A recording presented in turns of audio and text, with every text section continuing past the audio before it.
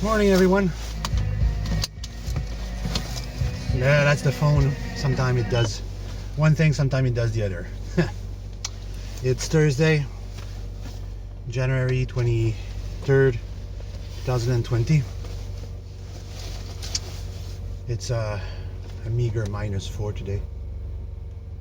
It's not so bad.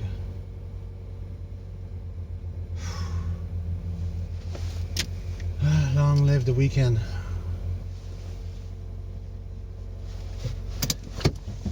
Back when I was younger, the weekend mean no work, but no money either. And another time when I was a little bit less younger, the weekend meant work, more work, and cash money in my pocket. And nowadays, the weekend means like everything. I need to rest.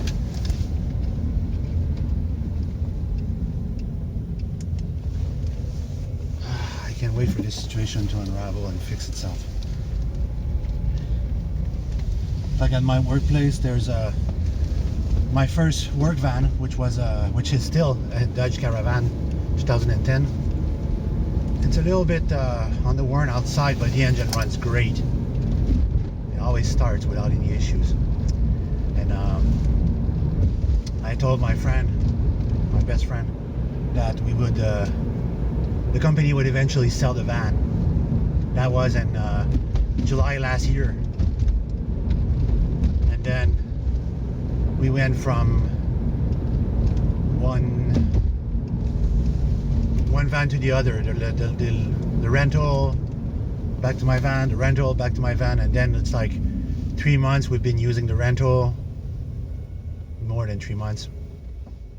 I put about 20,000 K on that rental. There was 27,000 K on it when I when I got it. And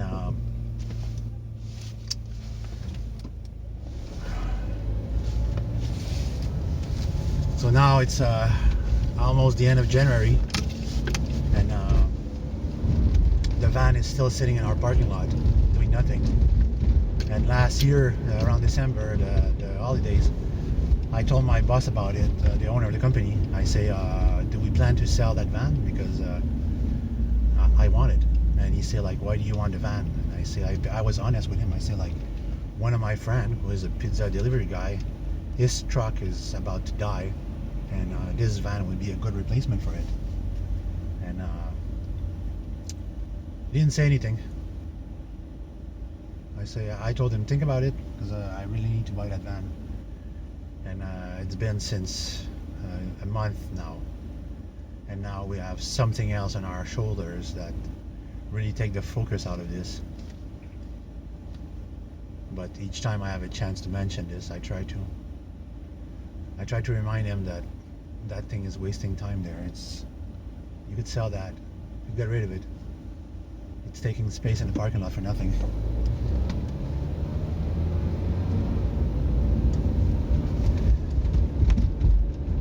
So yesterday I did from 7:30 to 7:30, 12-hour day. I was just doing delivery and it was really, really long.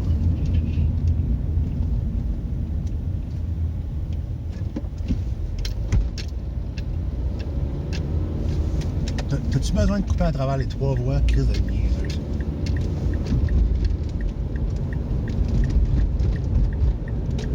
Oh, if I was like the DOT, I would people would have to pass a test again to get their driver license renewed. Yeah, you're an idiot. Anyway, so I'm gonna get back to work very soon on the project. I want to make 2 at the same time. I got all the parts now. I'm gonna get the glue today, and I'm gonna get my wood today to finish the little stab there. And then we'll see what this machine will do. It's gonna be pretty impressive.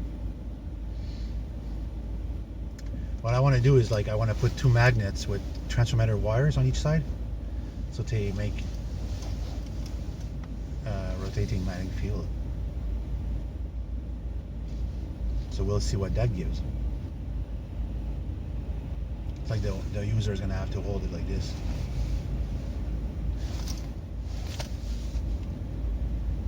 Oh, yeah.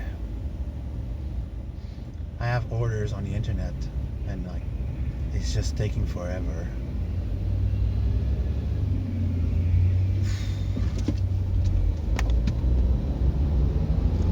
So I don't know what's in store today.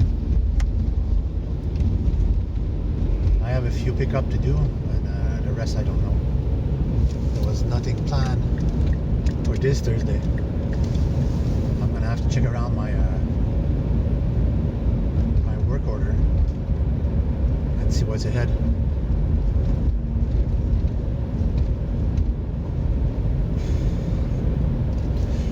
Sometimes you see parts on the road, vehicle parts, and you're wondering where the hell do they come from? Now I just saw a battery tray. The plastic cover you put on a battery. Where does that come from? Isn't that supposed to be under the hood? Seriously?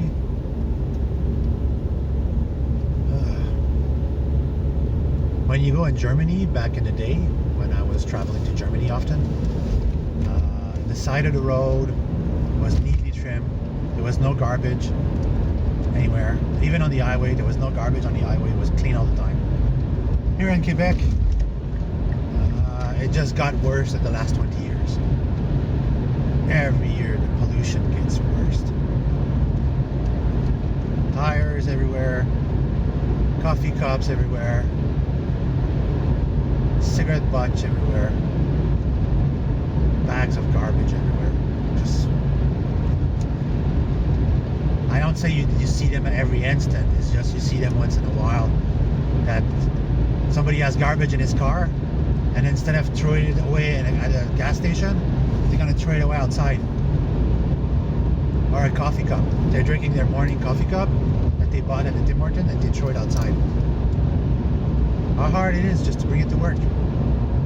At the Walmart parking lot is the same thing. The Walmart parking lot is full of garbage. One of my friends charged Walmart a monthly fee to clean their surrounding. His job is every weekend he goes there with his crew and they clean the surrounding of Walmart. And it's not a lot of money for Walmart. It's each one of them charge $100 for the 8 hours they're gonna spend around cleaning the place up. That's usually in the summertime. In the wintertime it's a little bit harder because everything's frozen in ice. But in the summertime, Walmart, my Walmart here in Brossard, they like to be clean. They pay money for the maintenance of the outside. As here, you find a wallet. The person was local. He was pretty happy that they find a wallet in the snow. Unfortunately for him, there was no money inside because everybody pays with debit card nowadays. Smash.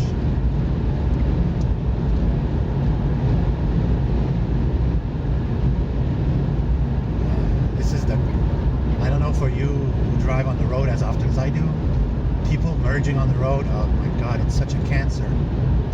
People are that dumb that they just can't merge. You see somebody coming faster, you're not gonna cut him off. You're gonna wait until he passes and go behind. As well as if you're going like this and somebody's coming on the highway and you're respecting the speed limit, slow down and let them in. It's not the end of the world. For me, in my case, I was going faster. She saw I was going faster, just let me be. Yeah, there's plenty of room for you to go in. I don't say, usually sometimes the on-ramp is like less than 100 meters. In that case, usually I slow down and blink them and say, go, go, go. But when the on-ramp is like 2 mile long, you can wait. I don't recall being an obligation to let you in. But over there, where I'm going on the Highway 30, it's the same thing. The on-ramp, it's about 1 kilometer long. And the solid line stopped halfway. That means you can get on the highway halfway through the on-ramp.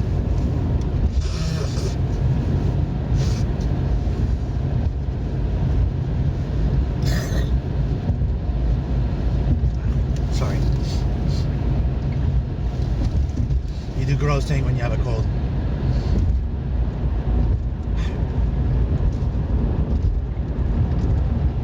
So today is less worse than yesterday. Yesterday was a minus 10 day all day. Very cold. Here, the first on-ramp here, it's 1 kilometer long. You have all the room in the world to get in. And then just beside that on-ramp, there's another on-ramp. This is why there's always traffic here. And there's still ice on my wheel. Jesus Christ. When I get to work, I'm going to clean that up. Because my ride is so short, the wheel doesn't have time to get hot, and the ice doesn't melt. Here, that's the price. It's halfway. You have less than, let's say, 500 feet to go down the on-ramp, and then it just pushes you in. Yesterday, someone was already on the side ramp, the off-ramp, like the side service ramp.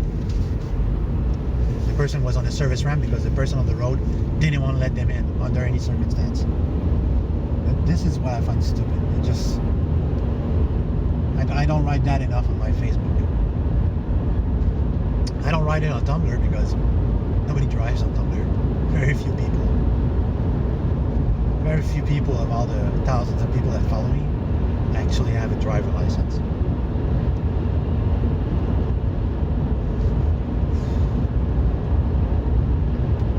So it's going to be interesting to see when I finish that thing.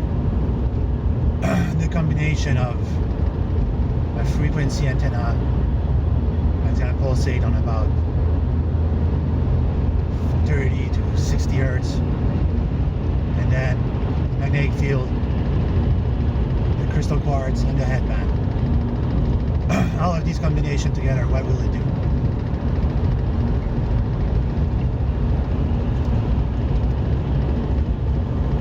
Yesterday when I was on the highway coming from Quebec City, the sun was bright in the sky, and it was super bright red.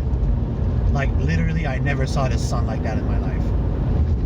I'm 46 years old, and I never saw the sun that bright red in my life. It was the first time I saw it that red. Like, it was crystal clear round, and it was bright red. I didn't have my welder lenses to check it. And it took about 15 minutes, and it was already down on the horizon.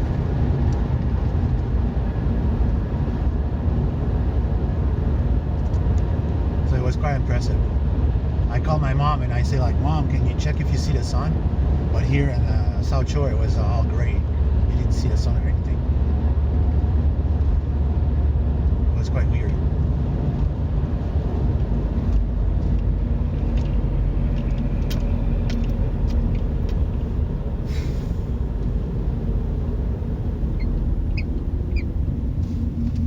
My catchphrase with the lottery is, didn't win today, got to work another day. And it's been like this for the last 20 plus years. I've been playing the lottery ever since I was a kid. I started playing the lottery when I was 11 years old. Here back in the day, there was no age restriction. Until back in the mid-90s, when a minor won $5 million, and the minor, the 16-year-old kid, went to the lottery station, the company, L'Auto-Québec, the building, and he went to claim his lottery, and he signed it and everything, and the lady says like, where's your mom, where's your dad? And she's like, oh, they didn't come. And she said like, you won $5 million and there's nobody else around. And then they ultimately looked for the parents, finding out that the kid was an orphan and he was under adoption. And the kid wanted his money, but L'Auto-Québec didn't want to give him the money because he was underage. And they say we're gonna open an account. That moment they make a special effort to it. They say we're gonna open an account and we're gonna put the money in there, and you'll get a pension every week until you're 18 to take it all. So the kid that was in an orphanage, he accepted the term, didn't have a choice, and afterward they wrote down that the lottery here in Quebec would be, you have to be above 18 years old. But back in the days, any kid could go buy a scratch ticket. Now, if they want to go buy a scratch ticket or anything like this, they can. They say like you have to be 18 and above. Here in Quebec, the casino is 21 years old. You cannot get at the casino unless you're 21 years old. But the lottery is 18 years old. The alcohol is 18 years old. You have to be 18 and above to drink alcohol and buy cigarettes. It's weird, eh? Why you have to go? Why you have to be 21 to go to the casino? What's the difference between 21 and 18? It's ridiculous.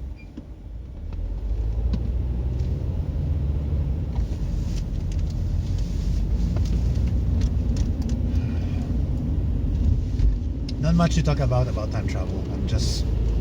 I just have other things on my mind these days, and other worries that sucks everything off from talking about this. On my French vlog, I was supposed to talk about spirituality, and I didn't have the energy to do so yesterday.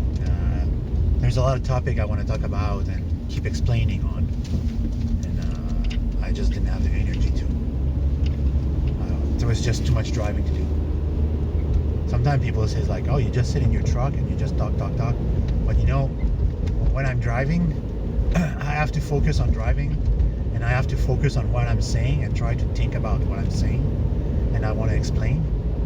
Sometimes the flow just go, and I get the ideas and I get the information.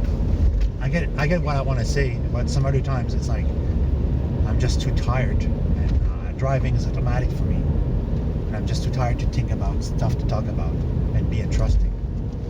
You have to understand that, like I said before, I work so many hours a week that sometimes I just don't have the energy. It's like my friend here, the director of sales. You cannot find a more dedicated person to his work than him. He's sometime here earlier than I am. He's sometime at work at 6 a.m. Last time when I talked with him, I said like, oh, when did you reach work last night? He said like, oh, I was here at 5:50. I said, don't you have a wife and kids and family? I said like, oh, my kids are in high school, like they don't care, and I'm a single dad. Oh wow, okay. So your work is your everything. That's sad. Anyway, I'm at work. I'm gonna wish you guys to have a good day and take care, everyone.